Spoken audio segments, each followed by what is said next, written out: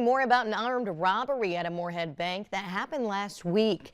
Police say a man came out with more than $17,000. This happened just after 8 Friday morning at First International on 37th Avenue.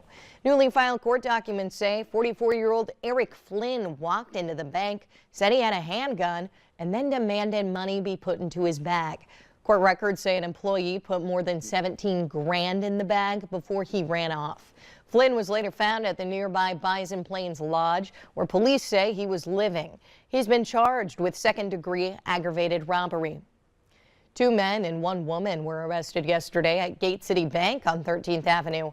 Police say at about 3:30 p.m. they got a report of suspicious activity and determined several people were trying to use another person's identity. The 3 people, their names up on your screen, they were all arrested for conspiracy to commit unlawful use of personal identifying information. Now, we will be able to share more information once these people are formally charged.